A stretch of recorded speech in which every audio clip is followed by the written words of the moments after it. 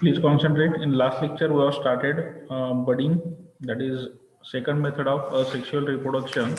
In that we have completed uh, budding and fragmentation. That is a next process we have started. That is spore formation. Is how the spore formation takes place and how this spore after the formation germination takes place. That we have to check. Please concentrate. Spore formation, fourth point, that is method of asexual reproduction.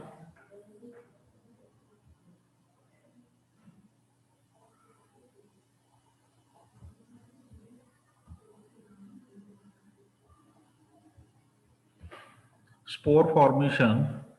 So spore formation is the method of asexual reproduction which occurs commonly in fungi, for example bread mold and bacteria. Each spore is a tiny spherical body covered by a hard protective coat to withstand unfavorable conditions such as high temperature and low humidity, so that it can survive for long time. बघा आपण already discuss केलंय की आपल्या सभोवताली हे जे spore असतात हवेमध्ये हे पसरलेले असतात. That is they are suspended. These spores are suspended in the air. When they will get the proper conditions or proper atmospheric conditions, so they will start growing. If not, they are having a hard protective coat. If the means they are spherical in shape and they are having hard protective coat to withstand the unfavorable conditions. If unfavorable conditions are there, they are having a hard coat on them so that they will not get damaged. So they have to withstand just like high temperature, low humidity. These conditions can be sustained by this hard protective layer or coat present on the spores. Then under favorable conditions, a spore germinates and develops into a new individual. When spores are released, they keep floating in air. Since they are tiny and very light, they can cover long distance and remain suspended in air for long time. So as their weight is very low, they can easily move for a longer distance and they can suspend in the air for longer period of time. Then braid mold that can often seen growing on moist stale bread grows when spores settle on the bread. बघा सगळ्यात घरामध्ये आपल्या जर एखादं bread आणलेलं असेल आणि आपण जर का त्याच्याकडे लवकर किंवा एखाद्या वीक जर पडून राहिलं सपोज, तर त्या ब्रेडला शक्यतोवर अशी फंगी किंवा जर अशी बुरशी जे म्हणतो आपण ते लागलेली तुम्हाला त्या ठिकाणी दिसते. जर का तुम्ही ती मायक्रोस्कोपिक लेवलवर जर का ऑब्झर्व केली डिटेलमध्ये तर तुम्हाला ते अजून डिटेल स्टडी करता येऊ शकते, परंतु व्हिज्युअली पण बऱ्यापैकी ती दिसते एखाद्या वेळेस. आता बघा तुम्हाला साईडला फिगर दिलेली आहे, spore formation and germination in the bread mould. बघा यामध्ये जस्ट लाईक सायकल दिलेलं आहे त्यांनी. एक minute. First step, spores spread in the air. So these are the spores. हे बघा इथे स्पोर्स दाखवले, दोन spherical spores are spread in the air. When these spores comes in contact with this bread, this is a piece of bread, then under favorable conditions spores lands and germinates. जर का त्यांना favourable condition भेटल्या तर ते काय करतात, they are going to land या ब्रेडवरती. ते आल्यानंतर कॉन्टॅक्टमध्ये आल्यानंतर ते हळूहळू काय करतील, they start on germination. Means what exactly happens after germination. So this is a hyphae, त्याला म्हटलेलं हायफी डेव्हलप, म्हणजे जस्ट लाईक फायबरस स्ट्रक्चर म्हणता येईल तुम्हाला. जसं जाळं विणतो ना आपण तसं हळूहळू ते पसरायला लागतात. So this is called as hyphae. So this hyphae will develop and they will convert into a next figure बघा. This is hyphae develop, singular याला हायफा म्हणतात, HYPHE. This is plural hyphae. So when this will develop, they will develop into a spore. याच्या वरती बघा just like a plant यामध्ये development झालेली आहे. दिस topmost part याला म्हणायचं आहे स्पोरांजिया. एक सिंग्युलर जर असेल तर sporangium. So this is called as sporangia, and this sporangia contains spores. When these sporangia burst open to release the spores, हे जेव्हा ओपन होतील किंवा यातून हे जेव्हा बाहेर पडतील, याच्या आतमध्ये असतील स्पोर्स, आणि जेव्हा हे बाहेर पडतील आणि हवा येईल त्यासोबत यांचं मिक्सचर तयार झाल्यानंतर किंवा हे हवेसोबत वाहत जातील. So wind blows the spores from this sporangia. तर ही एक सायकल दिलेली आहे. Again this wind will carry, and whenever they will get the proper place or favorable conditions, they again settle, and this cycle continues in repetitive manner. So this is a sequence. हे तुम्ही प्रत्येकाने आपल्या प्रत्येकाच्या घरामध्ये कुठे ना कुठे एखाद्या जर बुरशी ही लागलेली तुम्हाला बघायला भेटते, शक्यतो ब्रेडवर तर सहज बघायला भेटते. So this is called as the spore formation. This is a one of the method of a sexual reproduction. त्या दिवशी आपण बऱ्यापैकी डिस्कसही केलं होतं, तरी आपण एकदा रिवाइज केलंय. So please try to explain what is meant by spore formation. Please raise your hands.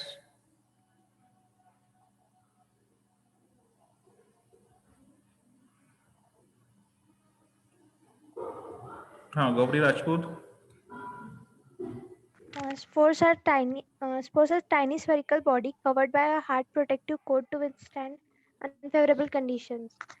They float in air, and when they come under favorable conditions, such as a moderate level of humidity as well as temperature, they germinate to form a new individual.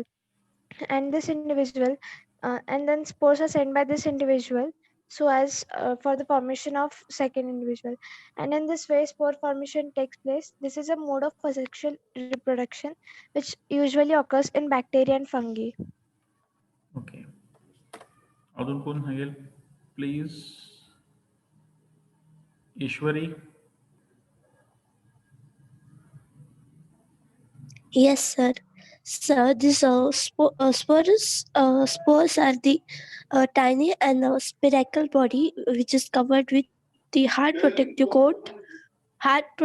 coat with withstand with unfavorable conditions such as high or low temperature, so that they can survive for a long time in that condition.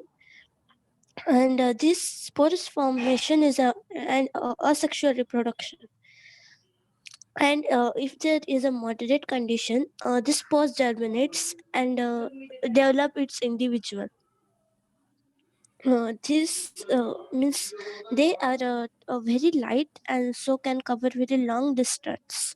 And bread molds on bread on mold bread we can see them growing, on which means as this spore settles on these breads. Okay, बघा तीच activity समोर दिलेली परत activity corner मध्ये. To observe the spores of bread mould. तुम्ही ही घरी सुद्धा ऍक्टिव्हिटी करू शकता, फक्त त्यासाठी मायक्रोस्कोप राहणार नाही available. Take a piece of bread, sprinkle some water over it and keep it in a warm and dark place. Keep sprinkling water over it at regular interval to keep it moist. म्हणजे तुम्ही एक bread घ्यायचं आहे, एक bread घेतल्यानंतर त्यावरती regularly पाणी sprinkle करत राहायचं आहे. And after the sprinkling water keep this into a warm and dark place.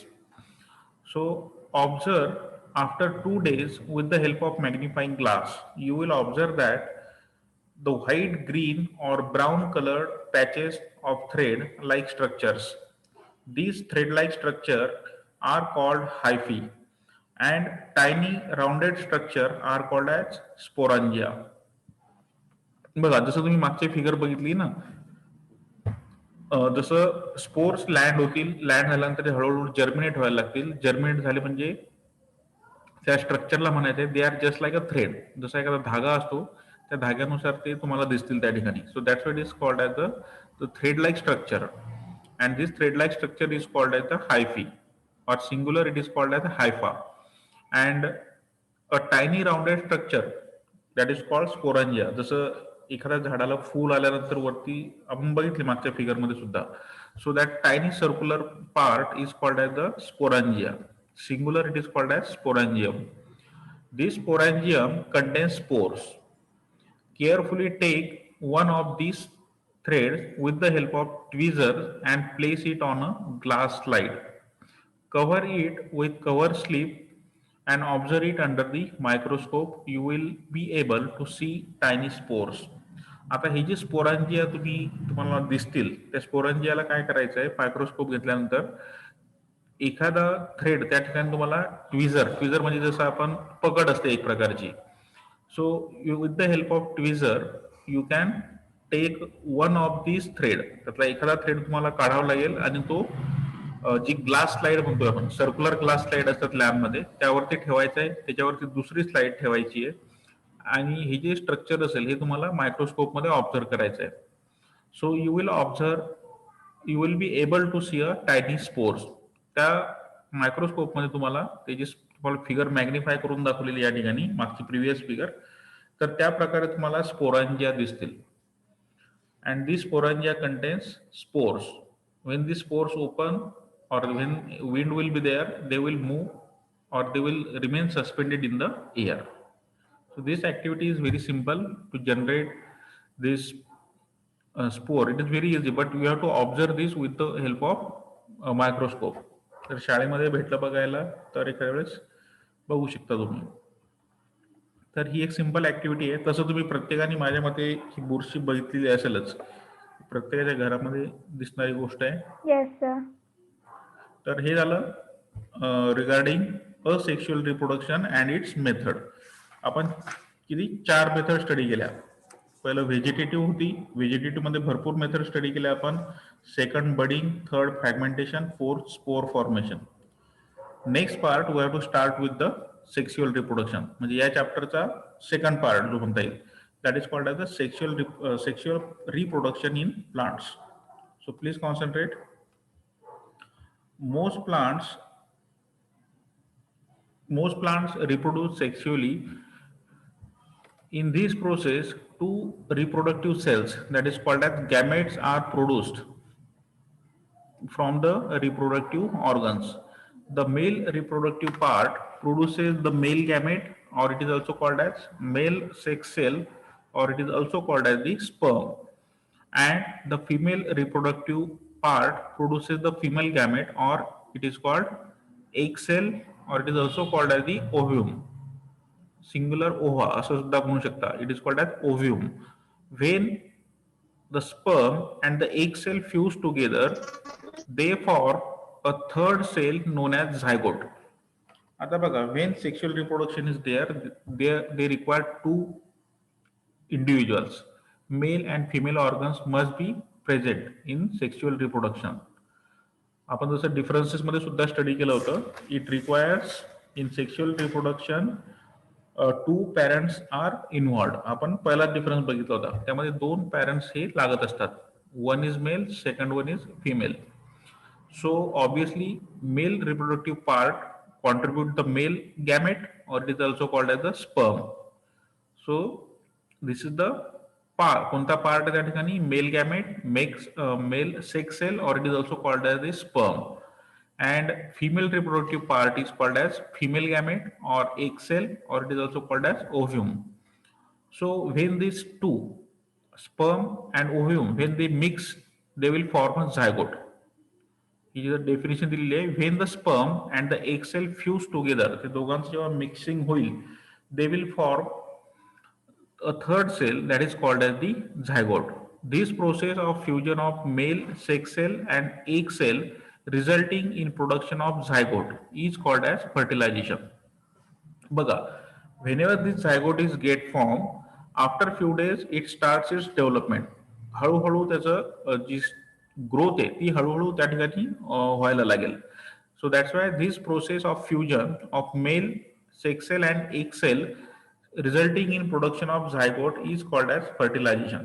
फर्टिलायझेशनचा अर्थ काय होतो की एखादी सेल जेव्हा झायगोट फॉर्म होईल त्याच्यानंतरची जी त्याची डेव्हलपमेंट आहे त्या प्रोसेसला म्हणायचं फर्टिलायझेशन. नुसतं झायगोट फॉर्म झालं आणि डेव्हलपमेंट झाली नाही तर that is not growth or fertilization. जसं जसं वेळ जाईल किंवा टाइम जाईल त्यानुसार त्याची त्या झायगोटची हळूहळू ग्रोथ होताना दिसेल. So that process is called as the fertilization. So the zygote is the first cell of the new organism. It develops into a complete organism over a period of time.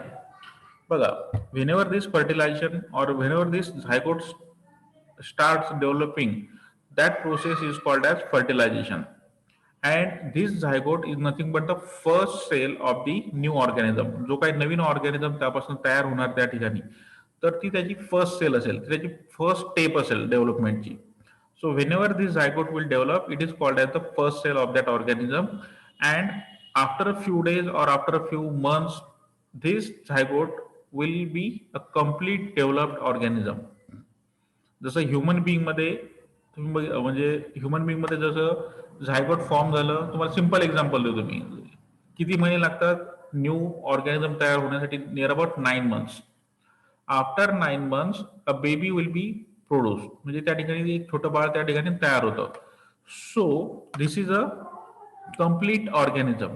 म्हणून त्याने शेवटची जी line म्हटली आहे, it develops into a complete organism over a period of time. एका particular span नंतर त्या ठिकाणी जो ऑर्गॅनिझम तयार होईल त्याला म्हणतात कम्प्लीट ऑर्गॅनिझम. तर हे झालं introduction. We have to start with the plants. या ठिकाणी असं काही स्पेसिफिक कोणाशी रिलेटेड हे असं दिलेलं नाहीये. So this information is just as a introduction. This part is a introductory part. We have to form a male gamete, then female gamete. This male and female gamete will form a zygote, and this zygote will develop into a complete organism over a period of time. So this is a normal sexual reproduction, and we have to discuss this process in plants. How this process takes place in plants, that we have to check. So starting आता आपला actual part चालू होतो या ठिकाणी.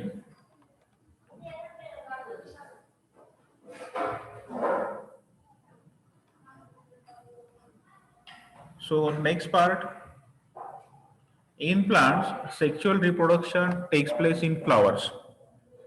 आता आपल्याला how it will takes place in flowers, that we have to check. Please concentrate on figure also. In plants, sexual reproduction takes place in flowers. A typical flower has a broad base, or it is called as thalamus. बघा, तुम्हाला figure मध्ये सुद्धा base किंवा थॅलामस दिसतोय. Next, त्याला तुम्ही रिसेप्टेबल सुद्धा म्हणू शकता. Over which are born four whorls of floral lives.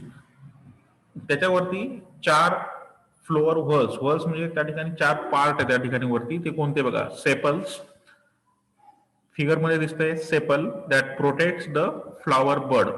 जेव्हा झाडाला कळी येते, त्याचा जो आउटर मोस्ट पार्ट असतो त्याला तुम्ही सेपल म्हणू शकता. किंवा एखादं फुल जेव्हा उमलतं, गुलाबाचं फुल घेऊ आपण, ते उमलल्यानंतर त्या खाली बघा एकदम बॉटमला एक ग्रीनिश पार्ट असतो, त्याला सुद्धा तुम्ही सेपल म्हणू शकता.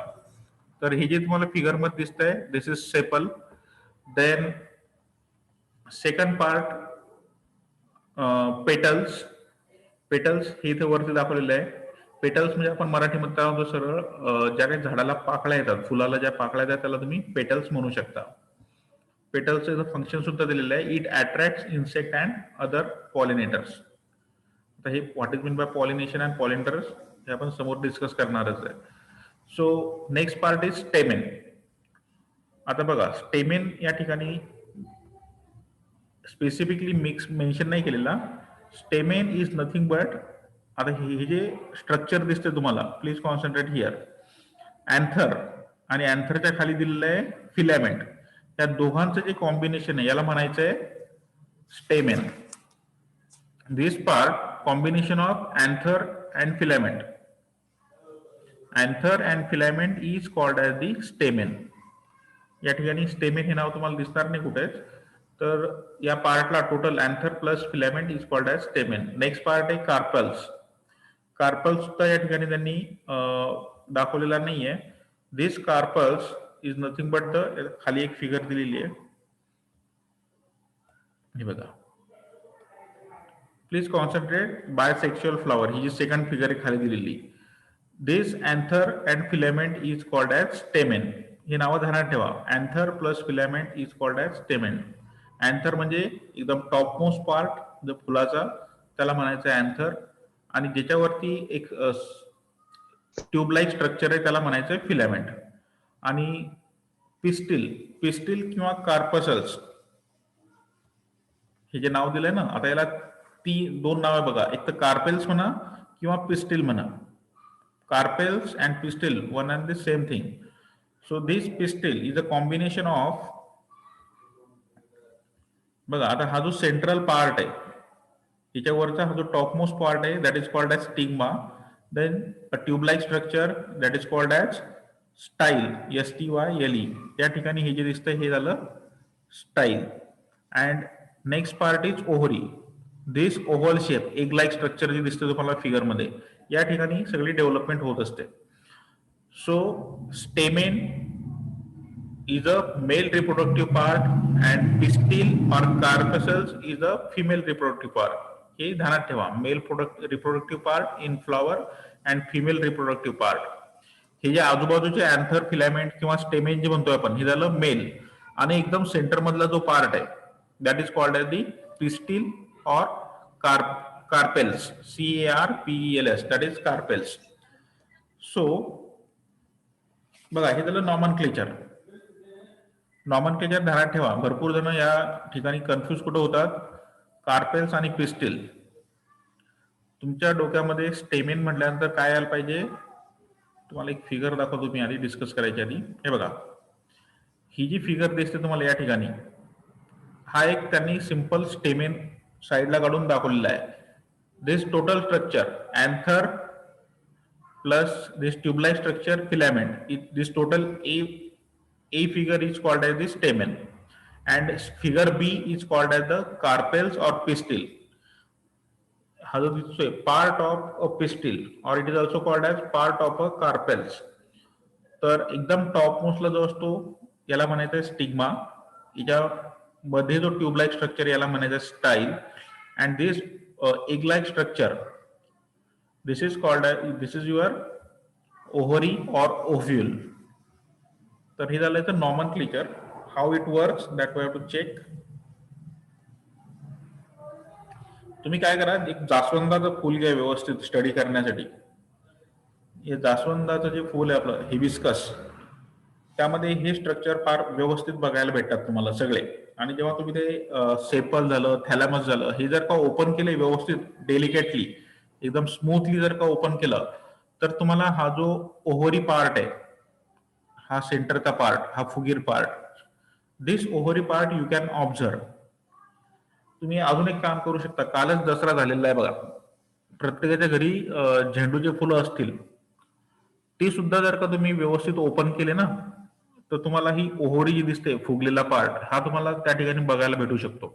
फक्त थोडं डेलिकेटली ओपन करायचं ते फुल, म्हणजे एक एक पार्ट त्यातला व्यवस्थित साईडला काढायचा आहे. एकदम रफली काढलं तर ती ओव्हरी आधीच तुटून जाईल. तर हिबिस्कस मध्ये चेक करा किंवा जर झेंडूचं फुल असेल त्यामध्ये चेक करा, तुम्हाला ही ओव्हरी बघायला भेटेल. So please concentrate. हे झालं नॉमनक्लेचर. फिगर काढून बघा एखाद्या वेळेस, म्हणजे तुमचं नॉमनक्लेचर लवकर ध्यानात राहील. The flowers which contains both stamen as well as pistil are called as bisexual flower. म्हणजे male and female reproductive organ जर एखाद्या फुलामध्ये असतील तर त्याला म्हणायचं आहे bisexual. Bi means two. So here both the parts, that is stamen and pistil, are present, or carpels म्हणू शकता तुम्ही, are present. So that's why it is called as the bisexual flower. For example, mustard, rose, petunia, हे त्याचे काही examples आहेत. Then the flowers which contain either only stamen or only the pistil are called as unisexual flower. जर एखाद्या झाडामध्ये, एखाद्या प्लांटमध्ये किंवा फुलामध्ये बनवू आपण, the flowers which contain only one part, एकतर स्टेमेन असेल किंवा पिस्टिल असेल, तर त्याला म्हणायचं आहे unisexual. That is uni means one, या दोन पैकी एकच पार्ट प्रेझेंट असेल, that is called as the unisexual flower. And example is maize, papaya, cucumber, date palm etcetera. तर हे त्याचे काही एक्झाम्पल आहेत बायसेक्शुअल आणि युनिसेक्शुअलचे. आता आपल्याला बघायचं आहे याचं नॉमनक्लेचर, त्यांनी डिटेलमध्ये एक्सप्लेन केलेलं आहे. First part is sepal. What is mean by sepal तुम्हाला ऑलरेडी सांगितलंय मी. With respective figure you can check. Sepals, these form the outermost whorl of a flower. which are usually green in color. They protect flower in bud condition. बघा मी तुम्हाला आधीच सांगितलंय, जेव्हा एखाद्या फुलामध्ये कळी येते किंवा बड म्हणू आपण त्याला, जेव्हा ही कळी त्या ठिकाणी तयार होते, फॉर एक्झाम्पल आपण गुलाबाची कळी घेऊ, तर त्याचा आउटर मोस्ट हे प्रत्येकाने बघितलं असेल, तर आउटर मोस्ट जे स्ट्रक्चर असतं कळी असताना, तर त्या आउटर मोस्ट स्ट्रक्चरला म्हणायचं आहे sepal. It is greenish in colour Sir? Normally. हा बोला. Sir, I have it. हा ठीक आहे. Please concentrate. प्रत्येकाने बघितलेलं आहेच ते what is mean by sepals. Nomenclature simple आहे, नसेल तर एकदा व्यवस्थित लेक्चर झाल्यानंतर ऑब्झर्व करा. So this is outer most structure which is greenish in colour, that is called as the sepal. Next part is petal. Petals म्हणजे फुलाला असलेल्या पाकळ्या. पाकळ्या तर प्रत्येक झाडामध्ये पाकळ्या आहेच, कोणतंही फुल घ्या तुम्ही. So these are present on inner side of the sepals. सेपल्सच्या आतमध्ये सगळ्या पाकळ्या असतात. तुम्ही गुलाबाचं उमललेलं फुल जरी घेतलं तर त्याच्या म्हणजे सेपल्सच्या आतमध्ये सगळ्या पाकळ्या सेटल झालेल्या असतात आत. आणि तुम्ही जर सेपल ओपन झाल्यानंतर पाहिलं तर तो एकदम ग्रीनिश पार्ट असेल, आउटर मोस्ट पार्ट असेल. So these petals are present on inner side of the sepal. These are variously colored and used to attract the insect, birds, etc. to help in pollination. Pollination he process होण्यासाठी ते इन्सेक्टला attract करण्याचं काम सुद्धा करत असतात. प्रत्येक फूल, प्रत्येक झाडाचं फुल हे वेगवेगळ्या प्रकारचं असतं. असं नाही होत की गुलाबाचं फुल आणि एखादं दुसरं जसवंताचं फुल हे सेम आहे. They are different in colour, their characteristic, their appearance, everything is different. So this color will attract the insect and this will help in pollination. Next part is stamen. Each stamen is formed of a swollen apical part, that is anther. Apical म्हणजे एकदम top वरचा जो म्हणता येईल, that is anther, and a long slender stalk called filament. या ठिकाणी दिसतंय हा त्याला apical part, anther. This tube-like structure or slender stalk is called as the filament. Then second, pollen grains are formed inside the anther. जे काही pollen grain develop व्हायचे असतात ते या antherच्या आतमध्ये होत असतात. So these pollen grains are developed into the anther. Pollen grains produce male gametes. मी तुम्हाला आधीच सांगितलंय की जे स्टिग्माच्या आजूबाजूला जे अँथर किंवा स्टेमेन डेव्हलप झालंय, that is male reproductive part. आणि जो सेंटर पार्ट आहे, that is stigma, style and ovary, that is the female reproductive part. So this pollen grains will develop into the anther. Pollen grain possess a tough protective coat which prevent them from drying up. आता हे जे pollen grains असतील, तुम्ही pollen grain सगळ्यात सोपं तुम्हाला मी सांगतो repeatedly की जास्वंदाचं फुल जर का तुम्ही हातात घेतलं आणि त्याच्या सेंटर पार्ट मधून जे बाहेर पडलेलं स्ट्रक्चर आहे त्यामध्ये एकदम येलोइश कलरचे पार्टिकल्स तुमच्या हाताला लागतील. जो सेंटर मध्ये बाहेर आलेला पार्ट आहे त्याला बघतोय मी, ते जर का तुम्ही हात लावले तर तुम्हाला येलो कलरचे पार्टिकल्स हाताला लागतील. So that is nothing but the pollen grains. And these pollen grains are these are having a tough protective coat. त्यावरती एक प्रकारची कोटिंग आहे ती त्याला ड्राईंग म्हणजे कोरडे होण्यापासून वाचवत असते. तर हे झालं स्टेमेन बद्दल. Next part is pistil. या ठिकाणी तुम्ही बुक मध्ये मेन्शन करून ठेवा pistil, or it is also called as carpels. CARPELS. हा बरोबर आहे, CARPELS. It is also called as carpels or pistil. The carpel or pistil consist of 3 parts, that is stigma, style and ovary. तुम्हाला figure मध्ये सुद्धा दिसत आहे 3 part. एकदम top most that is stigma, middle portion that is style and bottom most is called as ovary, ज्या ठिकाणी पूर्ण fertilisation होणार आहे. The knob like part is called as stigma. तो एकदम नॉब लाईक म्हणजे थोडासा फुगीर पार्ट म्हणा तुम्ही एकदम वरती, that is called as the stigma, present at the top and it is sticky. Sticky असल्यामुळे pollen grains त्यावरती चिटकून राहतील, नाही तर pollen grains निघून गेले असते. So this stigma is somewhat sticky. The style is the long tube that connects the stigma to the ovary. आता ह्या स्टाईलचं एकच फंक्शन आहे, it helps in connection between stigma and ovary, या दोघांचं कनेक्शन घडवून आणण्याचं काम या स्टाईलचं आहे.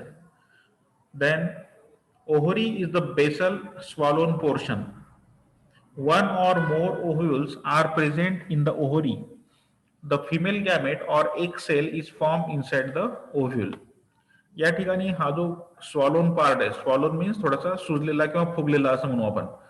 तर या ठिकाणी हे पूर्ण तुम्हाला असे डॉट्स दिसत आहे. This total structure is called ovary and त्याच्या आतमध्ये तुम्ही जर ऑब्झर्व केलं तर बारीक डॉट दिसतात. That is called as the ovules. So one or more ovules present in the ovary. एक किंवा एकपेक्षा जास्त ओव्ह्यूल्स त्या ठिकाणी प्रेझेंट असतात. And this female gamete or egg cell is form inside a ovule. या ठिकाणी हे आपण जे म्हटलंय आतापर्यंत की फिमेल गॅमेट किंवा त्याला एक्सेल सुद्धा म्हणतो आपण, हे या ठिकाणी तयार होत असतं. Where it is in the ovary. तर आता आपण फक्त काय बघितलंय, that is stamen, then second part is pistil आणि फुलांमधलं नॉमनक्लेचर. यामध्ये आता तुम्ही वाटल्यास रिपीट करा मला, व्हॉट इज मीन बाय हे जे नॉमनक्लेचर आहे हे एक ओव्हरव्ह्यू म्हणून सांगू शकता तुम्ही. कसं सांगायचं, what is meant by sepal, which one is the male reproductive part, which one is the female reproductive part, what is meant by stamen, what is meant by pistil. You can explain this. या 3 ते 4 गोष्टी तुम्हाला सांगायच्या आहेत. Please try to explain. हा Ujjwal. Yes, sir. Figure Sir, एक sepal are minute, मी figure तुझ्या डोळ्यासमोर ठेवतो इथे. हा सांगा. yes, sir. Sir, sepal are outermost layer of the flower, which are usually in green color, and it is protecting to bud condition. And petals are either in white color or are seen in some different flower. Colours. And yes, sir. And they usually attract to the insect, and they do not take a part. They do not take a directly part in reproduction. And then stamen. Stamen is the anther, and the an- the an- the anther, and a long slender stalk is called as filament, and the pollen grains are formed inside the anther, and the pollen grains are produced by the male gametes, and it protect like a coat. And then pistil are are made up of stigma, style, and ovary. Ovary. Style is a long narrow tube rising in the ovary, and at the tip of the style it is the grains like structure is known as a stigma, and the ovary is a swollen part of the flower which is at bottom, and it contain ovules. And and it and the female gametes or the ovules are formed inside the ovary. Ovary. Gauri Lakde.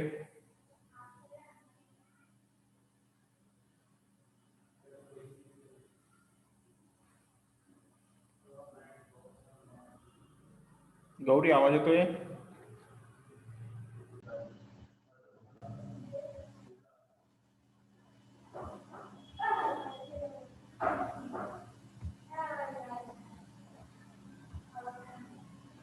Hello, आवाज येतोय?